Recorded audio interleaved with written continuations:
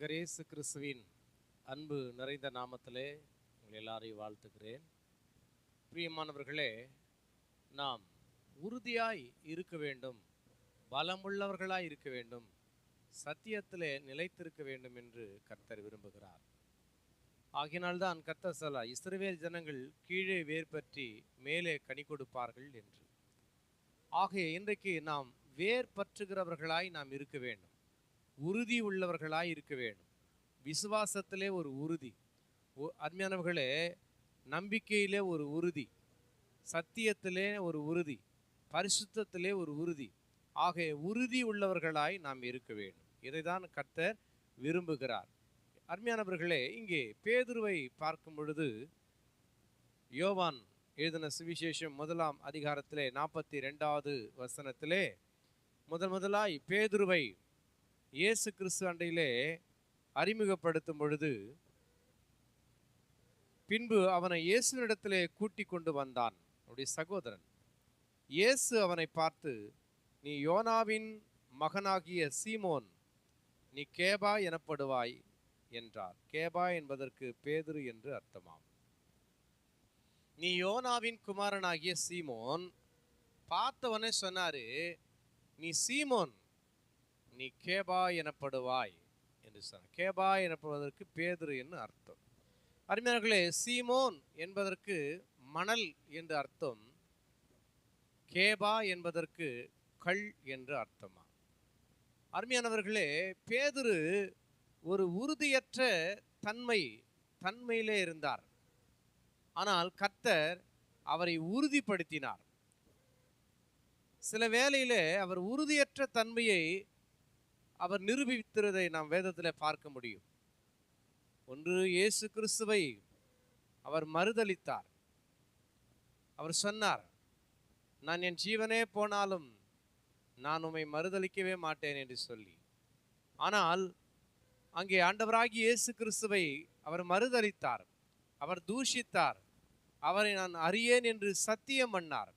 ஒரு வேலைக்காரின் முன்னணியிலே அவர் மறுதலித்தார். எனக்கு அன்பானவர்களே, அப்படி சில நேரங்களில் உறுதியற்ற ஒரு சூழ்நிலையை சந்திக்கும்படியாய் பேதுரு இருந்தார்.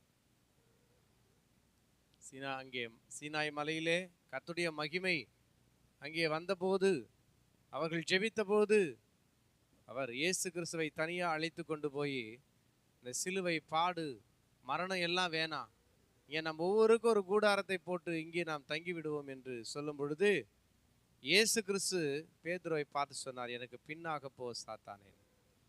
அருமையானவர்களே, ஏன் என்றால் சில வேளையிலே இந்த மணல் போல நம்ம கரைந்து விடுகிறவர்களாய் இருக்கிறோம். நம்முடைய வாழ்க்கையிலே ஒரு கடினமான சூழ்நிலைகள் வரும்போது மணலை போல நாம் கரைந்து விடுகிறவர்களாய் இருக்கிறோம்.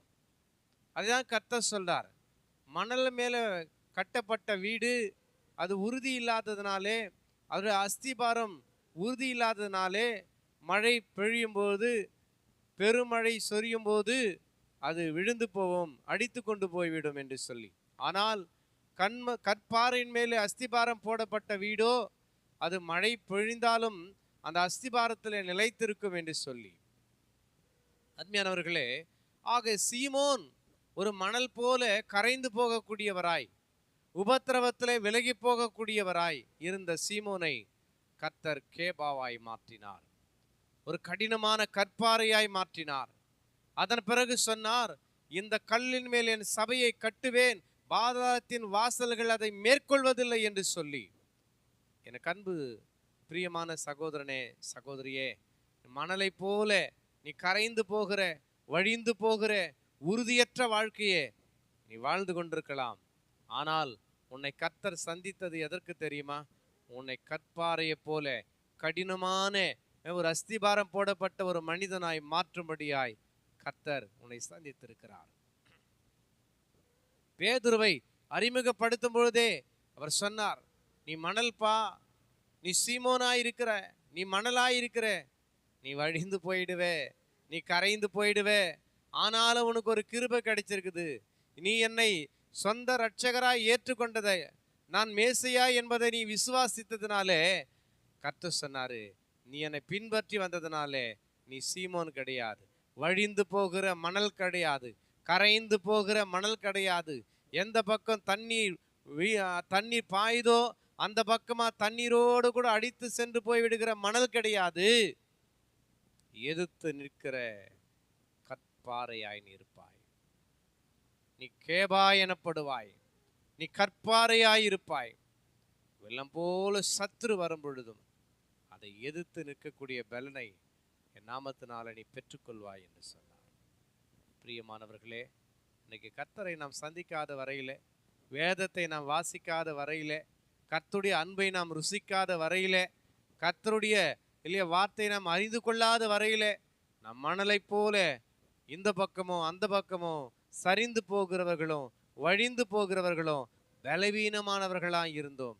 ஆனால் கர்த்தர் நம்மை சந்தித்த பொழுது, கர்த்தருடைய வசனம் நம்மை தொட்ட பொழுது, கர்த்தருடைய வார்த்தையை நாம் விசுவாசித்த பொழுது ஒரு கற்பாறையாய் கர்த்தர் நம்மை மாற்றி இருக்கிறார். அருமையானவர்களை, கற்பாறையாய் கர்த்தருக்காக நிற்கக்கூடியவர்களாய் கர்த்தர் நம்மை மாற்றி இருக்கிறார். சொல்லுகிறார், ஆகாது என்று தள்ளின கல்லே மூளைக்கு தலைக்கல்லாயிற்று, அது கர்த்தராலே ஆயிற்று என்று சொல்லி. ஆக இன்றைக்கு மணலாயிருந்த சீமோன் கற்பாறையாய் கேபாவாய் பேதுருவாய் மாற்றப்பட்டு கர்த்தர் அவரை பயன்படுத்தினார். இன்றைக்கும் சில வேளையிலே மணலை போல வழிந்து போகிற நம்ம கர்த்தரை சந்தித்தனால்தான் கற்பாறையை போல இன்னைக்கு நம்ம உறுதியா நிற்கிறோம். கர்த்தர் உங்களை ஆஸ்வதிப்பார். கர்த்தருடைய நாமத்தினாலே உங்களை ஆஸ்வதிக்கிறேன். God bless you.